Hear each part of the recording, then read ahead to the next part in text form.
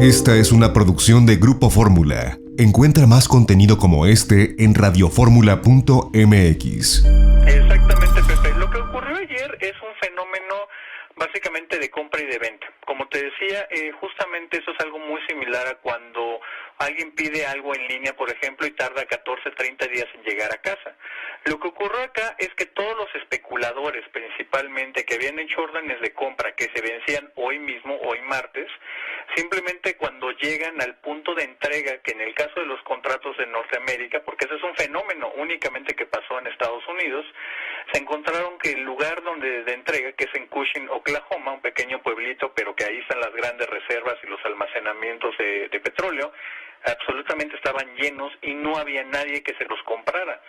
Era tanto el nivel y literalmente se quedaron con una papa caliente que buscaron literalmente pagar para que alguien se las quitara de encima. En el caso mexicano, como estamos justamente referenciados a dos crudos principales, el WTI que te mencionaba ahorita y el Brent, que es típicamente el marcador de Europa, justamente fue lo que nos arrastró a una jornada histórica donde México terminó en $2.7 negativos. Teníamos justamente que ofrecer ese contrato para poderlo, que alguien pagarle para que se llevara ese petróleo. Hoy el mundo ya se empieza a normalizar un poco más. Se acaba de anunciar justamente el precio de cierre de la mezcla mexicana, que queda en $7.12. Ayer comentábamos que Arabia Saudita, que es, digamos, el país líder, además de ser fundador de la OPEP, es el principal productor de petróleo del mundo, no solamente acaparó los mercados asiáticos donde México vende petróleo, sino ahora también le va a vender petróleo a Estados Unidos, desplazando a México. Esto es un punto de vista que citamos ayer, citando a Líbano Sáenz, quien fue secretario particular del expresidente Ernesto Zedillo, lo fue del candidato Luis Donaldo Colosio, malogrado candidato. ¿Qué tan acertado es este punto de vista de que los asiáticos, Arabia Saudita, nos está haciendo a un lado del mercado? Sáquese, ustedes no están en primera división, ahora les voy a demostrar en la vida cotidiana lo que es amar a Dios en tierra de indios. En la primera parte, justamente eso sí está ocurriendo, que es en los mercados asiáticos, principalmente Japón, Corea, China e India. Esos cuatro mercados, México, junto con una pequeña porción de Vietnam, México le está vendiendo aproximadamente 390,000 barriles diarios de petróleo crudo. Típicamente es Maya lo que les estamos vendiendo, petróleo pesado. Lo que están haciendo los árabes, especialmente a través de Saudi Aramco, es que están ofreciendo un gran volumen, pero también un gran descuento. Pensemos en una refinería en la India, ahora que le gusta tanto a la secretaria Nale, y lo que están diciendo es, yo te voy a ofrecer un crudo de mejor calidad, que saca más gasolina, más diésel, saca menos combustóleo, menos residuo de vacío, que es asfalto prácticamente, y aparte te lo voy a dar más barato que el Maya mexicano. Lo que está pasando el día de hoy, eso es justamente lo donde estarían robando una parte del mercado. En el lado americano no necesariamente puede ser que lleguen tanto, precisamente por las distancias, y dos, México lo tenemos a tiro de piedra. México puede ofrecer todavía más descuento y preservar su parte de mercado. Lo malo, aquí en esa implicación que estoy haciendo, es que estaríamos malbaratando todavía más el petróleo con tal de poderlo vender. Eso es una ecuación bastante dolorosa para México. Y estamos entonces en este momento, después de no haber aceptado el acuerdo propuesto por la OPEP, ¿estamos en riesgo de que nos boicoteen a la hora del mercado? Más que de boicotearnos, de competirnos entre básicamente oferentes. Es una tiendita de la esquina poniendo precios y descuentos y promociones más fuertes que el competidor que está en la otra esquina. Es lo que está ocurriendo. Hay algunas cosas que tenemos afortunadamente aseguradas, que eran parte de las exportaciones a Estados Unidos. Lo hacemos a la refinería de Deer Park, que es la asociación que tienen Pemex con Shell en Houston. Ahí es donde la podemos vender una parte, esa la vamos a seguir colocando, pero el resto de los otros clientes están en disputa y tenemos que ser muy hábiles, muy ágiles para mantener esas ventas. ¿Es recomendable producir petróleo en la actualidad? Te hago la pregunta pensando en que la siguiente pregunta es, ¿vale la pena levantar dos bocas en este momento cuando estamos viendo lo que ocurre? La primera te diría de que porque justamente nos guste o no nos guste, la realidad es de que el mundo, y algo que hizo justamente Arabia Saudita y Rusia, es mostrarle al mundo que aunque hablemos de las energías renovables, la transición energética, estamos en una era petrolera, hay una abundancia de petróleo. Aunque es un bien no renovable, ciertamente no es escaso, Pepe. Justamente ya llevándole esta parte, tiene mucho que ver con la pregunta que me hiciste originalmente. ¿Vale la pena producir? Sí, pero no a cualquier costo. Ahorita, por ejemplo, si Pemex recortara su producción de forma voluntaria, te puedo decir, cerca de 400,000, 500,000 barriles, es muy probable que Pemex cortara las pérdidas para las cuales está proyectando este año, que son, te lo adelanto, las más altas en toda su historia.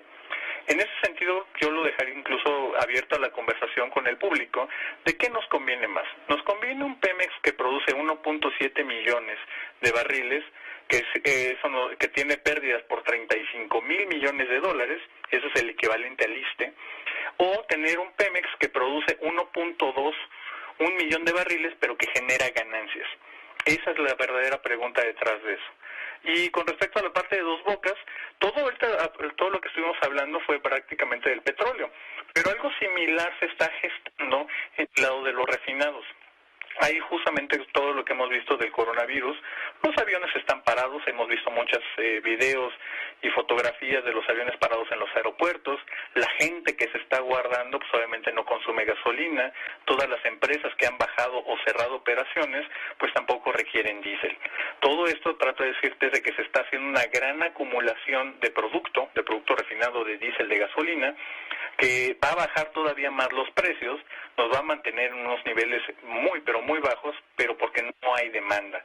En ese sentido, te lo puedo adelantar, convendría más, a diferencia de lo que está diciendo el presidente, cerrar temporalmente nuestras refinerías al menos un par de meses, importar el 100% de las gasolinas, y ahorita te voy a dar el dato de por qué eso es una mejor opción, y justamente aprovechar esta coyuntura.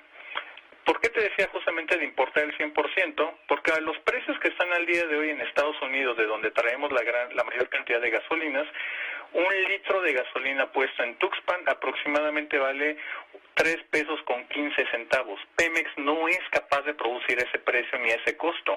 Este es el mejor momento para importarlo, que la gente tenga acceso a gasolina barata y cuando ojalá regresemos a la normalidad después del coronavirus, que podamos aprovechar esa coyuntura. Es un tema, por supuesto para largo.